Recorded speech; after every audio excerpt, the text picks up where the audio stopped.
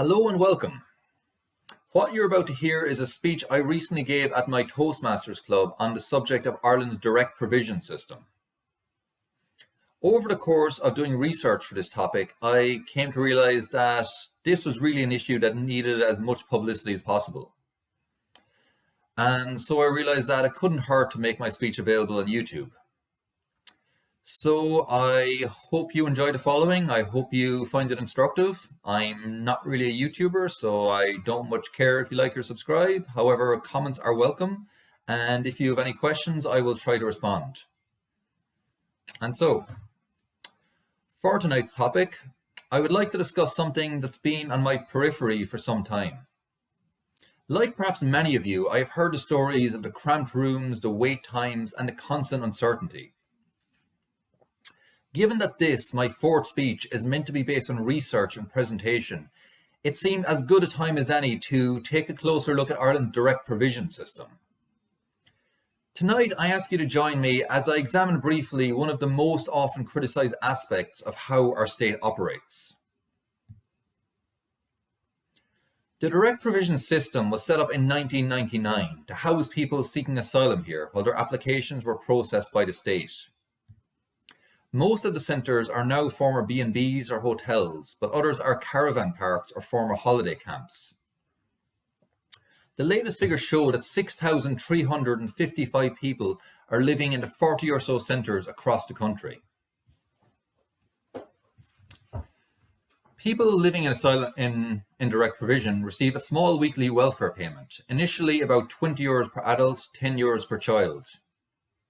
While residents are allowed to attend primary and secondary school, third-level education is strictly off limits. But despite the system and the accommodation being set up for short-term stays, it hasn't worked out like that. 40% spend more than 2 years in direct provision.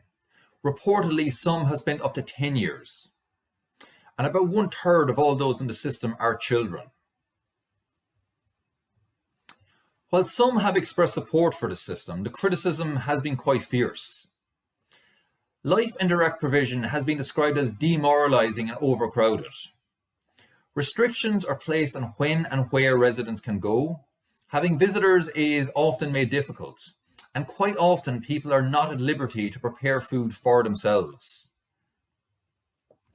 Young people have spoken of the challenges they can face while living in direct provision, including racism, stigma, bullying, and exclusion. It has been said that there is no justification for leaving children and families in direct provision for years, a situation wherein they have absolutely no certainty.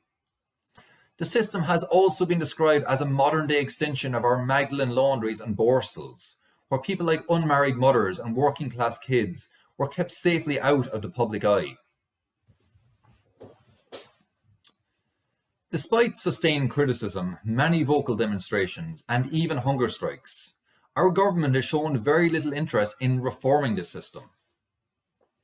Since its launch, with the exception of granting asylum seekers a very limited right to work in 2018, none of our successive governments have made significant policy changes on asylum seekers or the wider direct provision system. Since 2008, every government has used housing, health and the jobs crises as an excuse for not ending direct provision. Sometimes this dangerously translated to looking after our own first. Meanwhile, the same governments that are responsible for our housing and health crises have continued to cut the funding of local public services.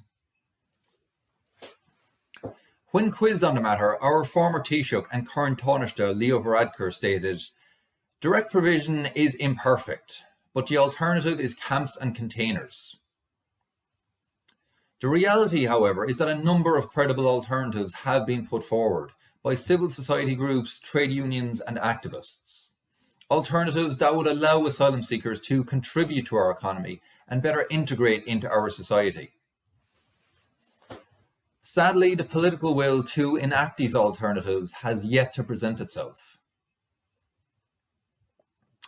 As the years went on, direct provision grew and became a permanent feature of the Irish asylum system. Furthermore, direct provision became a lucrative business opportunity for private companies who bid for contracts to run accommodation centres. which are subsequently run as for-profit businesses rather than a public service. In 20 years, our state has spent more than 1.3 billion euros on direct provision. Usually, when discussing serious issues, I do like to wrap up on a hopeful note. This time, with direct provision, that has proven difficult. Given our successive governments' lack of political will and continued apathy towards Ireland's asylum seekers, I see little reason to believe positive changes will come anytime soon.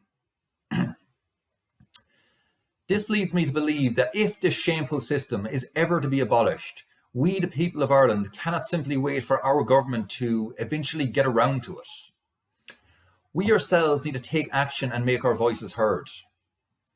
Especially in light of the following observation from British politician Tony Benn. The way a government treats refugees is instructive. It shows how they would treat the rest of us if they thought they could get away with it. But I do believe that people power is indeed powerful. In 2015, the people power of Ireland defeated the water charges.